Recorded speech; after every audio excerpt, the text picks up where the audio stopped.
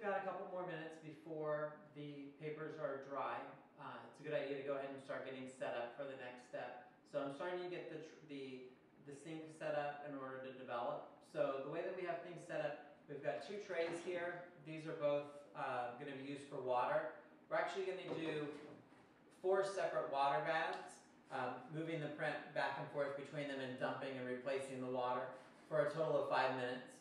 And then we're going to do 2 separate fixed baths. And so we're going to be mixing up a 5% sodium thistlephate solution, which is a very basic fix. It's the one that Sir John Herschel discovered without any other additives. It's a very weak fix solution. We want to use just enough of the fix to fill up the bottom of the tray, enough to kind of wash over our print.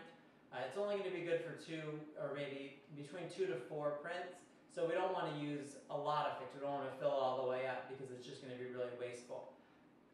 So to fill up our water, we can just use the hose or we can use a graduated cylinder. But we'll just fill these up about a quarter of the way up with water. And then the hypo, we've got already mixed up over in a big jug. Okay, so I'll take care of our first water baths. Again, as we start the process, we're going to be dumping those and then replacing them.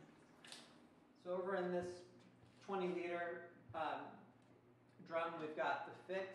So we'll go ahead and just pour a small amount of that into our tray. And since we're only doing 2 prints tonight, this will be plenty for all the prints that we need to make. And we want to have just enough so that it starts to fill inside of the tray. So you can kind of see there's just a small amount, but it'll be enough to wash back and forth over our actual print without wasting a lot of the fix.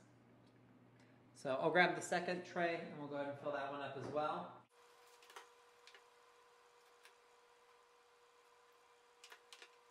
There we go. So again, just a small amount, just enough so that it'll be able to rock back and forth.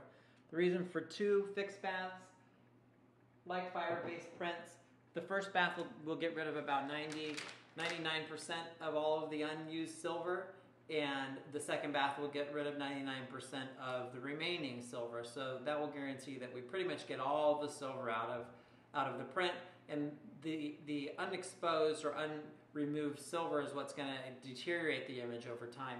So this will help make it as archival as possible. So the final thing that we need is located in this cupboard, which is the fix remover. So we're going to be pouring just 1 bottle or 1 tray of fix remover, and most of the supplies that we have for the silver are in these 2 cupboards here. So we've got some Van Dyke and we've got some other fix bottles and other supplies that we may need, brushes and things. So we're using this gray tray for our fix remover. So we'll go ahead and just pour that into our tray.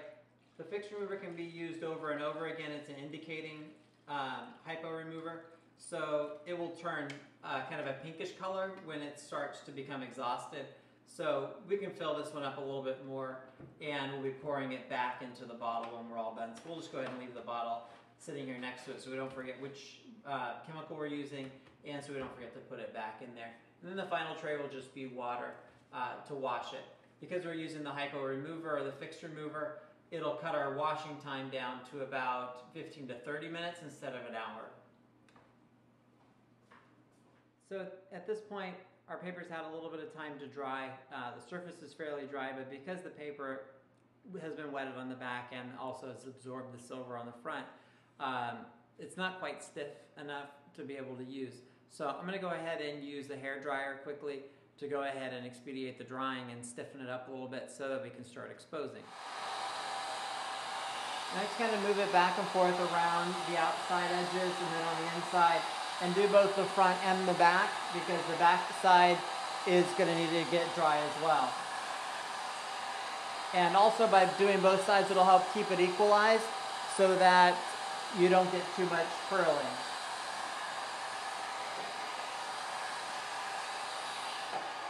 I'm going to switch over to the back side. And kind of just keep a hold of it so that it doesn't pop off the back, or so the pins don't